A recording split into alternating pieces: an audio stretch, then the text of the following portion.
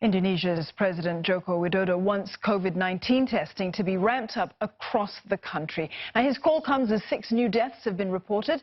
Indonesia's death toll now is 25. Now, that's the highest in Southeast Asia. 82 new cases have also been confirmed, and it represents a single-day high as well. Authorities have moved to halt a potential new wave of infections by stopping a congregation of nearly 9,000 Muslim pilgrims in South Sulawesi. They'd been due to hold a mass event just this evening.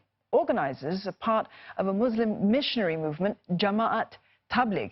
Now, the same group was involved in a similar gathering in Malaysia just 3 weeks ago, which has been linked to hundreds of infections. Saiful Bahri Ismail joins us live now for more on this story. Saiful, how are these 9,000 pilgrims being screened? Well, it's a huge task to manage and screen such a big number of people in a single gathering, especially in the middle of a public health concern right now. Local authorities said many of these participants had arrived in Goa region in South Sulawesi province even before the number of COVID-19 cases in Indonesia started to escalate. Now, the country is only starting to tighten restrictions for people coming into the country tomorrow, when visa-free exemptions will be suspended. So many of the participants, especially those from outside Indonesia, will have entered the country quite easily. Now, having said that, before the event was called off, organizers said they have been conducting temperature checks on the participants, but it's really hard to say how well such a screening process will be able to be done given the huge number of people at the event. And people are still arriving in Goa today. Now, these participants are from within and outside Indonesia, and they said they weren't aware of the event, that the event has been cancelled. Yes, Saiful, speaking of those coming from outside of Indonesia, about 400 of them are foreigners. Do we know what will happen to them? Will they be allowed to leave the country? Yes, they will be allowed to leave the country, but not before authorities are convinced that they are cleared of COVID-19. Now, authorities said the foreign participants will be quarantined in a local hotel for 14 days.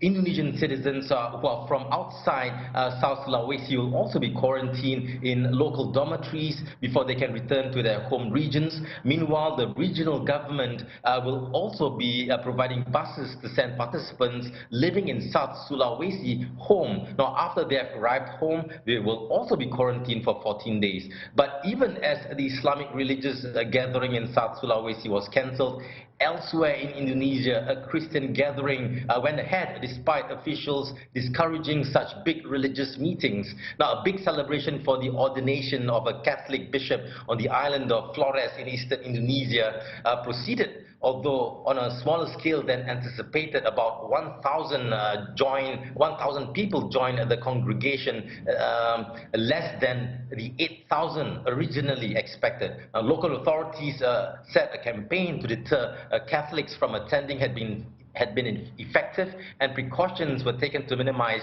the chances of contagion. Saiful, let's get your take now on the all-important and rather controversial question of testing, because health authorities have been saying that Indonesia needs to do more of it. Now, Mr. Widodo says that's exactly what he wants. He wants testing to be expanded. But is his call for more action a little bit too late here?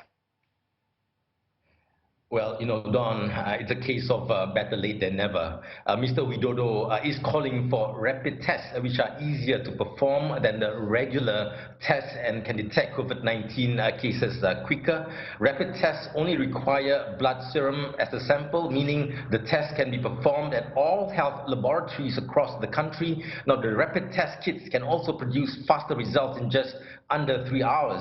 The regular test usually takes a few days for the results to be determined. Now, the Indonesian government said it's working with its counterparts in China to obtain 500,000 of these rapid test kits. But as rapid tests are easier to perform, Mr. Widodo also expected more people to be tested and to be sent to hospitals if found positive. Mr. Widodo also urged the hospitals to prepare contingency plans for if they were overwhelmed by patients. Now, he said hospitals can use the athletes' apartment complex in Kemayoran, Central Jakarta, which can accommodate 15,000 people, and state-owned hotels as emergency wards. Now, Indonesia is also in the middle of building a hospital that will specialize in the treatment of COVID-19 patients on Galang Island in Batam, Riau Islands province.